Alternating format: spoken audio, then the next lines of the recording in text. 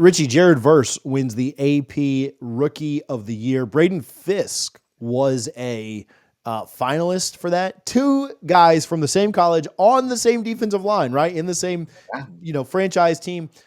Jared Verse ends up winning it. He was an absolute monster this year.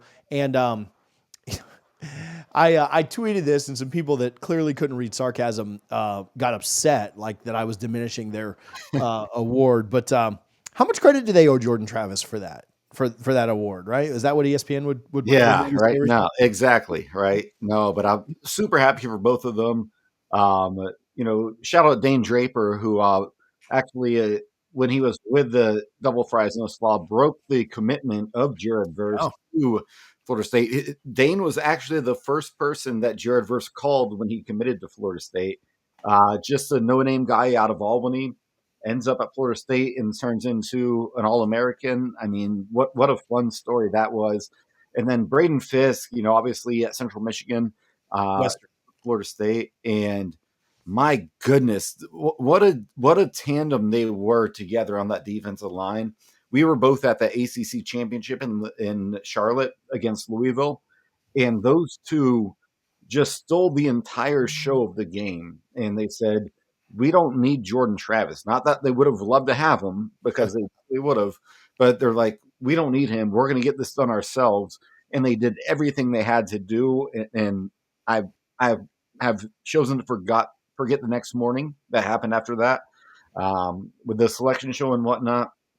But yeah, to see both of them on the same team and as rookies dominating the way they both did, man, that's a great selling point for Florida State. Yeah, no, it was really cool. What was interesting about, and somewhat Fisk too, what was interesting about Jared is I thought he looked better in the NFL this year. And granted, I don't watch every NFL snap like I watch, every Florida State snap and so much college football. But I thought Jared at time of the games that I did watch, I thought he looked better this year in the NFL than he looked at Florida State, which is kind of crazy to think about. I lost Richie there for a minute. Kind of crazy to think about because the talent on the other side of him was so much better.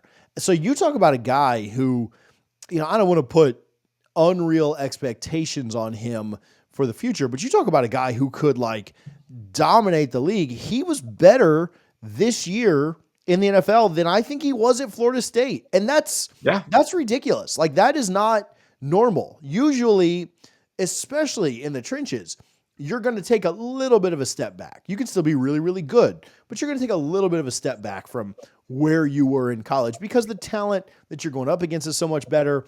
Guys, they're able to scheme so much better and double team and chip, and man, running backs know how to block in the NFL, right? You're not playing if you're a liability like you might in college. You're not getting single teamed out there. So that's to me what was the most impressive about Verse is that I think he was better this year in the NFL than he was at Florida State, which is a ridiculous thing to think about. Jaden Daniels has been phenomenal this year and so cool under pressure and beat our Bucks and then goes and beats the 15-2 Lions. But he was still better in college, right? Because the game was so much slower. It was easier at LSU, unless he was playing Florida State. It was easier for Jared to be better in Los Angeles than he was in Tallahassee is absurd. Yeah, and I think he's a very anecdotal situation where he came out of high school during the COVID year when nobody was playing, nobody was really looking at film. They're just like, who can we get? And Albany's like, oh, I like this guy's measurables. Let me get him. And then after his freshman year, it's funny. We found him after watching the film against Syracuse, and he ran down Syracuse's best running back. And we're like, oh my goodness, why is this guy at Albany? And there were a lot of people that wanted him. It wasn't just Florida State. So shout out to Florida State for getting that locked up and done. And Mike Norvell for seeing that film and saying, "Hey, we want this guy."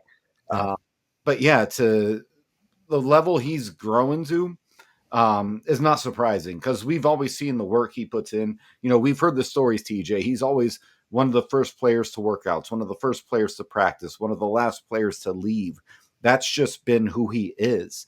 and I'm not shocked at all to see what he's done. Yeah. Quick question here. Did the departures of Verse and Fisk, expose Pat Payton? Probably, right? Pat Yeah, was able to kind of feast off of what and I listen. I'm not like super down on Pat. Like I don't hope like I hope he goes to LSU and he's terrible. Like I'm mostly indifferent. Like I'm not sitting here rooting for him like to be great because I just don't have enough energy to root for anybody but the Knowles.